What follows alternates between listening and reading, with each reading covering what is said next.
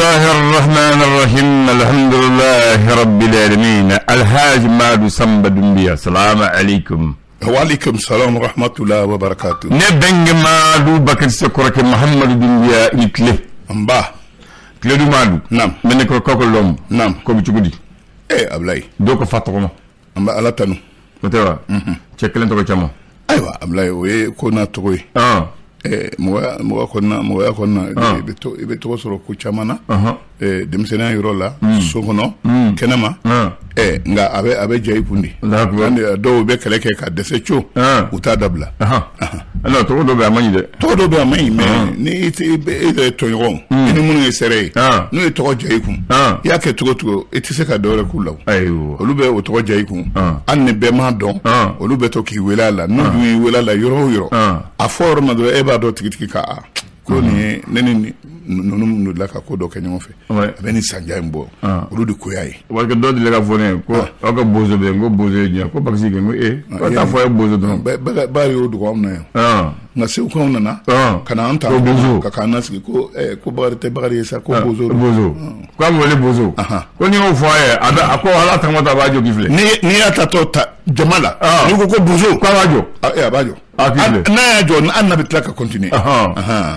d'accord ko li tere ke ni ba fa o kakadi ko to mun kada ba wele wala oche abla mama ndia abe ko mi mugo tanuka akadi mo wele da katire ka nam mata tukan da ne to be to lan ibado tiki o kadai a wele wala dro abe obe mo yaja ayo ko ma fa bi to ko da mere bi to ko sankrota oche adam ndene be to ko daire mo allah akbar to ko be dire ma tujme ke wali to jugu ni to nyuma o be ngoyi ika baraketu ani yere ketu yi ni mgo che ani yere ni nyare che imana chesiri minke chesiri bisika ke nyuma ka bisika ke juma ka o to be o be jai trula ayu dero ko ni ma ako to go jan kapteni shi jan langolo o fana che e mo jugu da ko afora ke saebi se wartigila abise bula na adesra to ko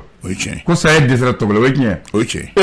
abla ngo anga zana do tewa ko saya kabe budu kabe kuludu ko nga ka desra to la to te do rewo ke walewdi ayu ma ni mo kasito e mo do no fe do rete ko yi atono ko yayi tono dunte do rewo ibe mako minya mo nyonye ibe mako minya nyana ma ko no ta da mandente foye ko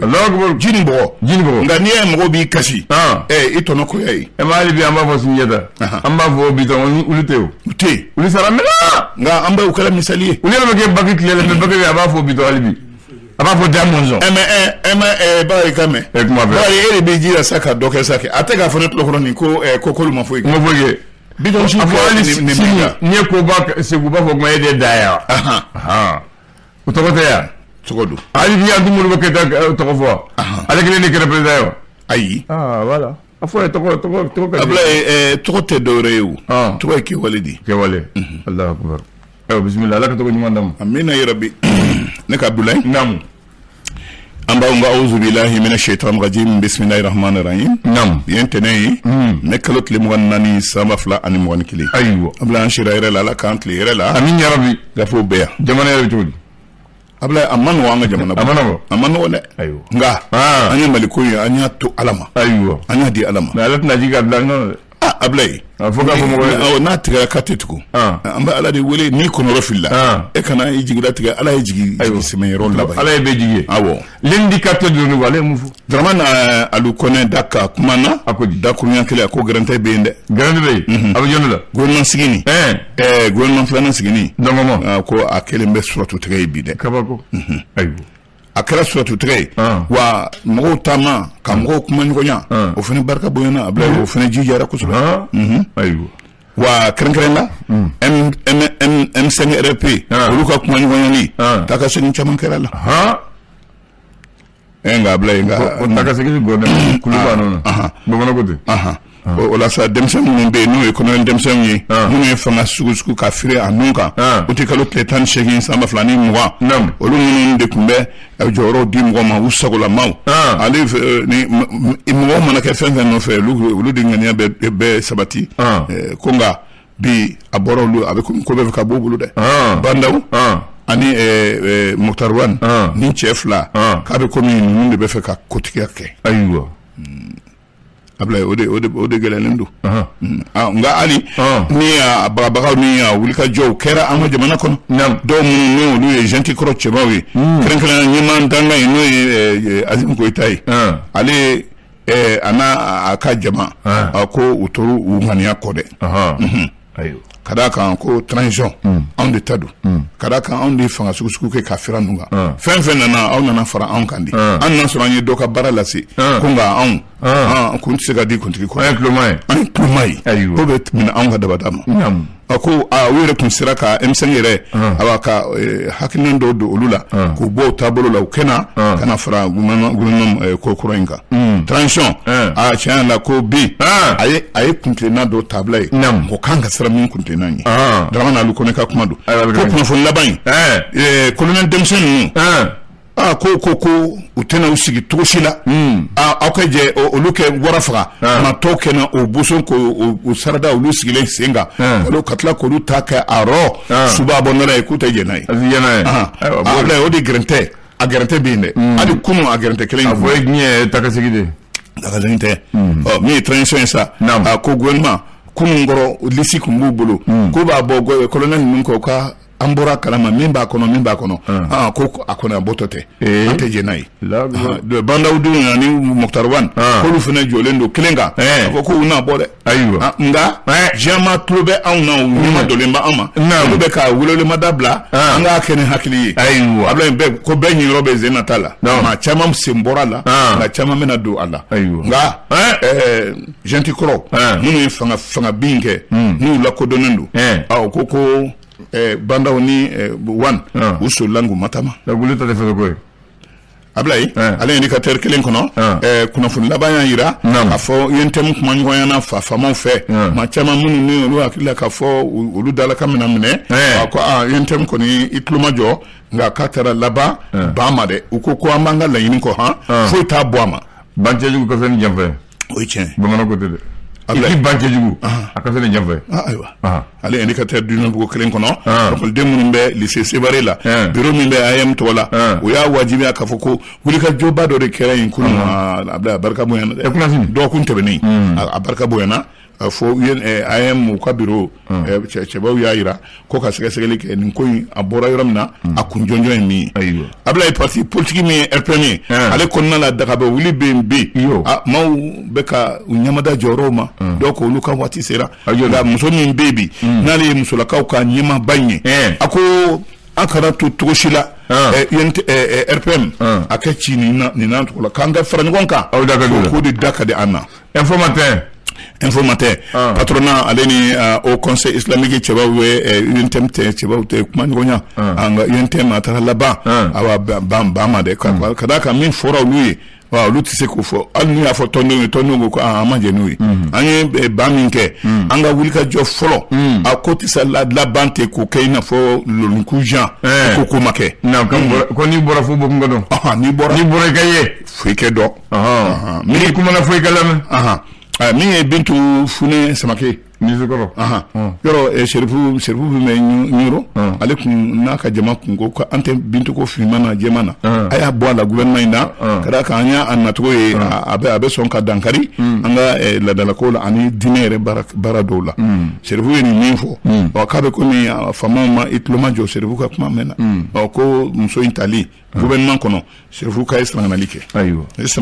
est-ce que gouvernement cira ka ban gouvernement ci ka ban kuma na kɛ ka taa fɔ a ɲɛna a ko ni na ala ma jan kɛ a muso in bɛ sɔn ka na ɲa dɔ Serifu ye a kantigɛ da yira ko faso ko don mɔgɔ ko don jamana kɛrɛfɛ ma ko a bɔra faso ko la an y'a to ala le malien malien kuma na nin waati in na Sujunu Same di ko ale de ɲininkara malien cɛbaw fɛ ale min ye parti RDS ani plateforme Atir o ɲɛmaaba in ye a ko karataw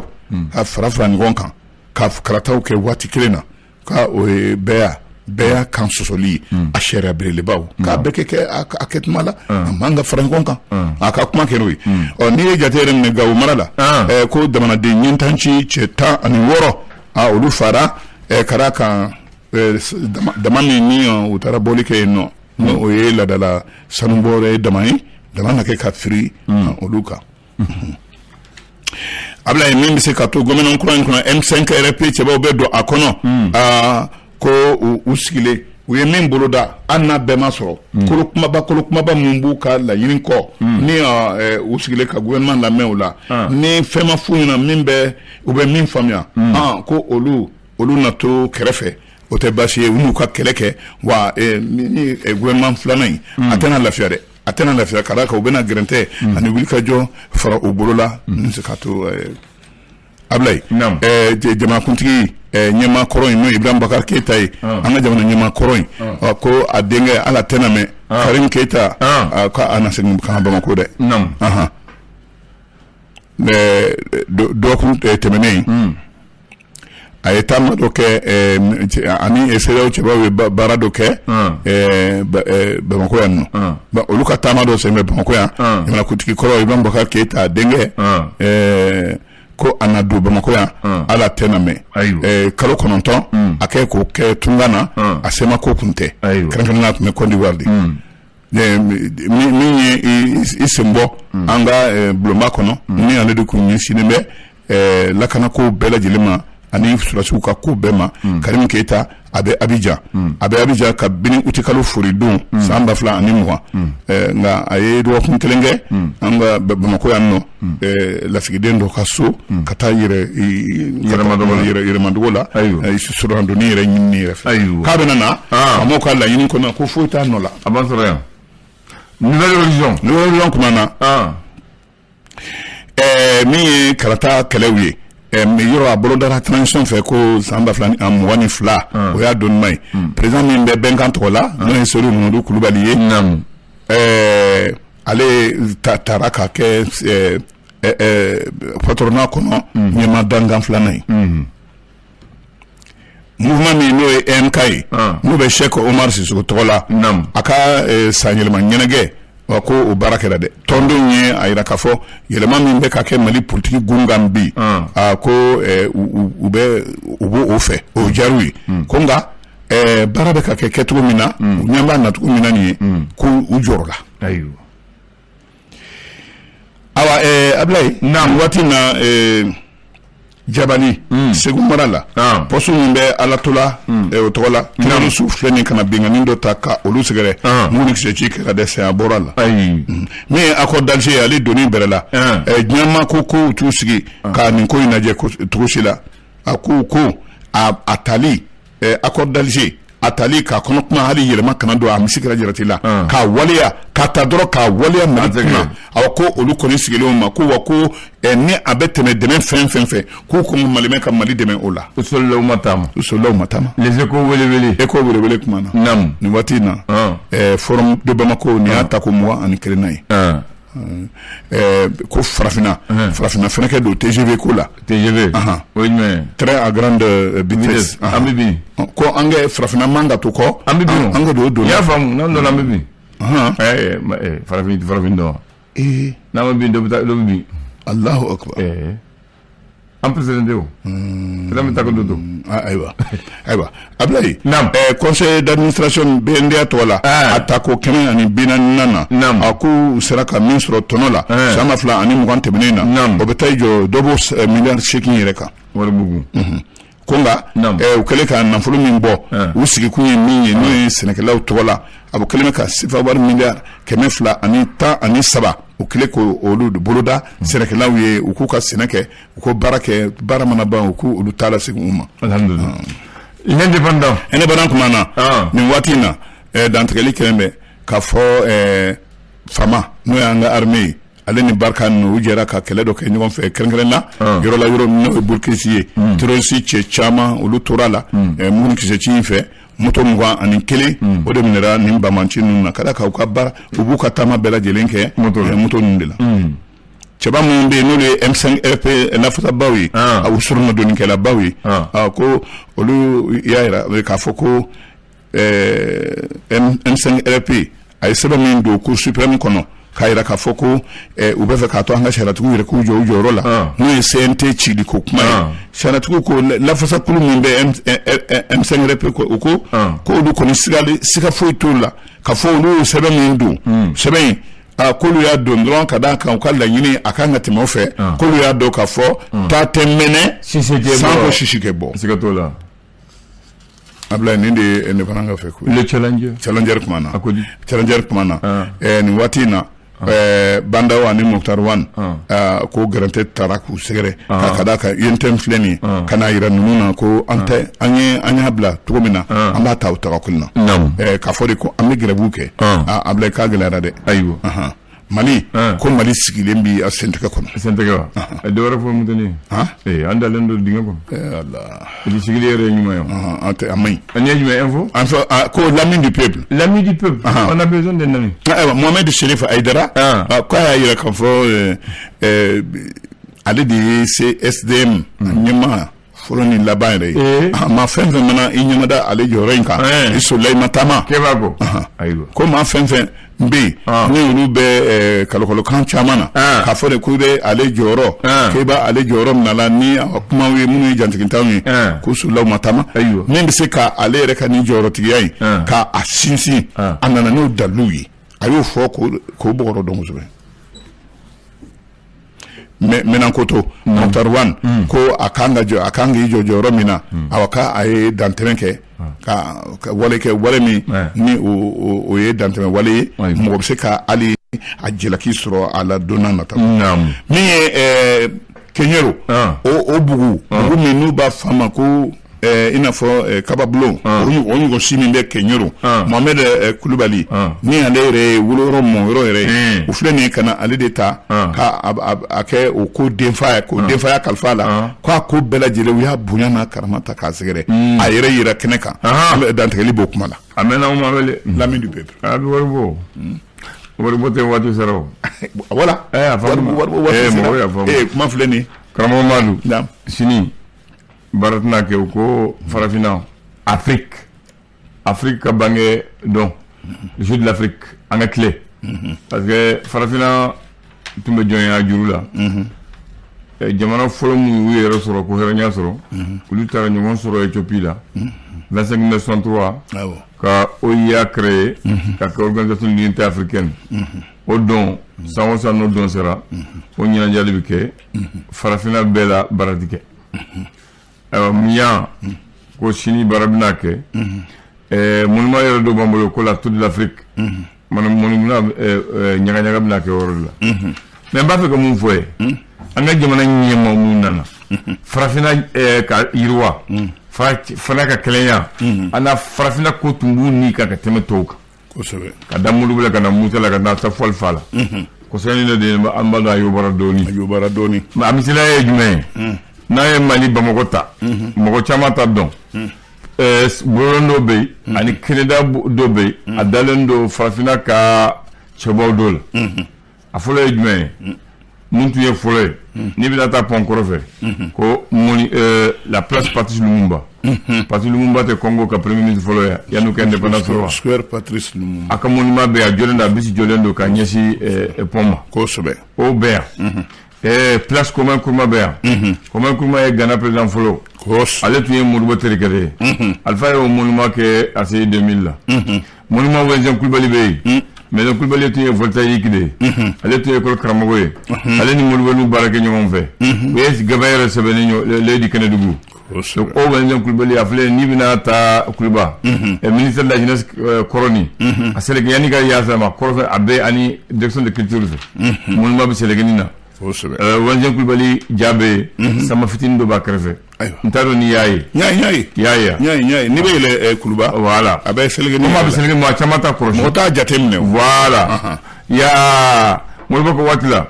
Barilabugu sira dɔ bɛ yen u b'a fɔ a ma la rue Gamel Abdel Nasser i b'o la o de bɛ tɛmɛ misiriba fila fɛ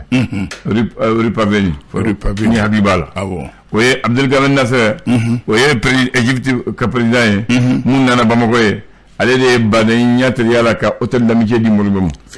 parce que mo ko dana wati minna mo be tarna e pale la ko kuma dunan jiwero tibola ko te comme bi sobele ba joka dima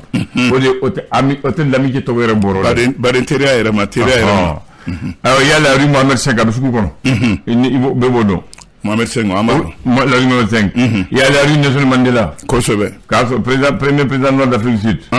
Il y a la tour de l'Afrique. Il y a l'avenue de l'OIA. L'avenue de l'OIA. Oui, il y a l'avenue de la CDAO.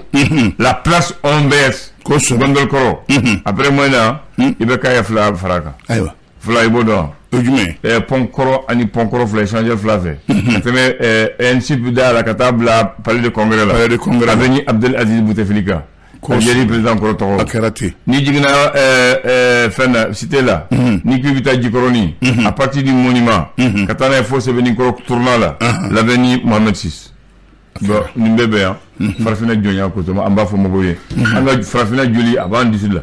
Ama bande amba ko jeli muye. Mo lo tu na constitution de la Watimina. Watimina yo anga constitution folo. Mo lo ko ni Afrique clé ka ke clé. Afrique horonya so bengando. Mali bison. Anga jamana fangele. Wanga jamana fambe. Na dola o koso.